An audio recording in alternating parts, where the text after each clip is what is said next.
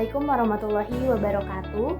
Perkenalkan, saya Syala Salsabila, mahasiswa program studi Psikologi Islam semester 2 dengan NIM 43040230022. Pada kesempatan kali ini, saya ingin mereview buku dengan judul Psikologi Islam, karya dari salah satu dosen di UIN Salatiga juga, yakni Bapak Agus Hermawan, SPDI MA.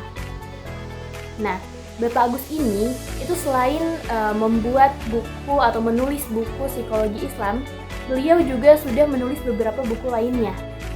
Dan beliau selain menjabat sebagai dosen di UIN Salatiga, di samping itu beliau juga merupakan seorang ustadz, ketua yayasan, dan pada saat ini beliau sedang mengemban beberapa amanah ataupun tanggung jawab yang lainnya.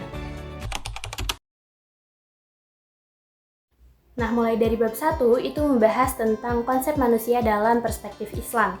Dalam bab ini dibahas beberapa poin seperti manusia dalam pembicaraan filosofi, kemudian manusia menurut pandangan psikologi, manusia menurut pandangan Islam, dan juga ada persamaan dan perbedaan manusia dengan makhluk lainnya. Nah, ternyata manusia itu merupakan makhluk yang paling menakjubkan.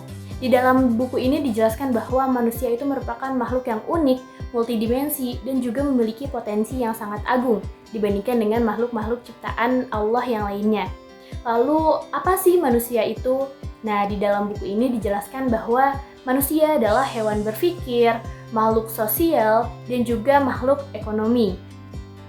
Lalu, ada juga beberapa aliran tentang manusia seperti aliran materialisme, spiritualisme, dan juga ada aliran dualisme. Nah, Islam itu memandang bahwa manusia itu memiliki sekurang-kurangnya ada 4 ragam relasi atau hubungan, yaitu diantaranya ada hubungan manusia dengan dirinya sendiri, hubungan manusia dengan manusia lainnya, hubungan manusia dengan alam sekitar, dan juga hubungan manusia dengan Sang Pencipta. Terus ada manusia itu diciptakan sebagai makhluk yang memiliki 3 unsur dalam dirinya, yaitu ada unsur perasaan, ada unsur akal, dan juga ada unsur jasmani.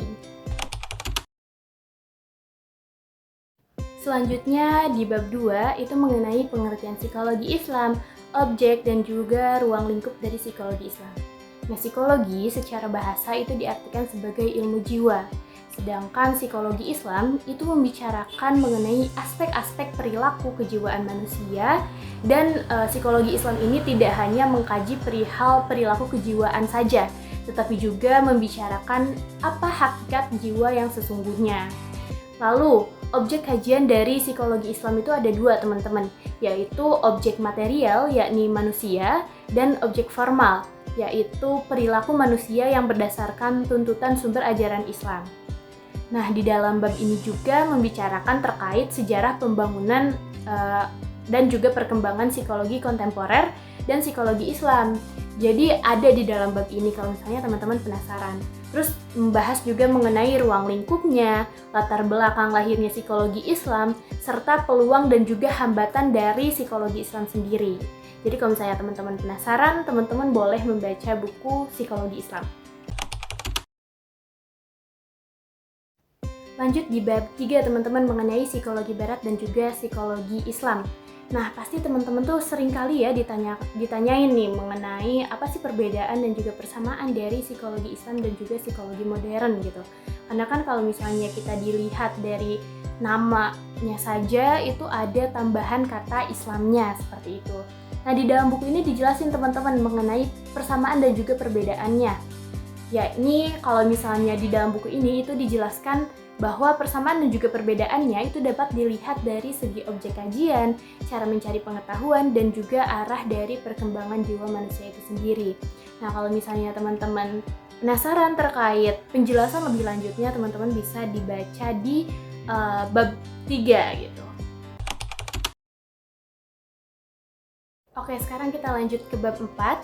Nah, di dalam bab ini itu membahas mengenai metode dan juga pendekatan dari psikologi Islam. Di dalamnya itu terdapat macam-macam metode psikologi Islam, termasuk metode perumusan dan juga metode pembangunan penelitian dari psikologi Islam. Lalu apa aja sih macam-macam dari pendekatan psikologi Islam? Nah, di dalam buku ini itu dijelaskan bahwa ada pendekatan secara struktural atau struktur jiwa, lalu ada pendekatan fungsional, pengaruhnya dalam tingkah laku kehidupan manusia, dan juga yang terakhir ada pendekatan psikoanalisis. Selanjutnya bab 5 mengenai jiwa atau nafs dalam perspektif Al-Quran. Nah, dalam perspektif Al-Quran, nafs itu diciptakan oleh Allah Subhanahu wa Ta'ala dalam keadaan yang sempurna, yang berfungsi sebagai pendorong ataupun menampung manusia, dan juga mendorong manusia dalam berbuat takwa atau ketaatan, kebaikan, dan mendorong manusia untuk berbuat fujur ataupun keburukan. Sedangkan menurut ahli tasawuf, nafs adalah ruh setelah bersatu dengan jasad. Lalu ada konsep penyusun jiwa juga di dalam bab 5 ini. Nah, konsep penyusun jiwa itu ada 5 teman-teman, yaitu ada akal, nafsu, hati, ruh, dan juga fitrah. Terus penjelasan mengenai tingkatan dan fungsi jiwa, serta cara memanajemen jiwa itu juga ada di dalam bab 5 di buku ini. Nah, itu tadi teman-teman review dari bab 1 sampai dengan bab 5 dari saya. Jika teman-teman tertarik untuk membaca buku ini, saya sangat merekomendasikan karena buku ini bisa dijadikan sebagai bahan ajar ataupun bahan untuk teman-teman dalam mengetahui apa sih psikologi Islam itu. Dan buku ini juga bisa dijadikan sebagai referensi dalam teman-teman membuat makalah, membuat tugas, atau sedang mencari ilmu pengetahuan mengenai psikologi Islam. Karena saya yakin pasti ada di antara teman-teman yang masih bingung apa sih psikologi Islam, apa sih perbedaannya psikologi modern dengan psikologi Islam. Nah, kalau misalnya masih bingung, teman-teman bisa baca buku ini. Karena buku ini sangat bagus, teman-teman bisa memahaminya lebih dalam terkait psikologi Islam dengan adanya buku ini. Itu tadi teman-teman sedikit review dari saya tentang buku psikologi Islam dari bab 1 sampai dengan bab 5. Mudah-mudahan apa yang saya review teman-teman bisa mengambil manfaatnya. Terima kasih atas perhatiannya. Wassalamualaikum warahmatullahi wabarakatuh.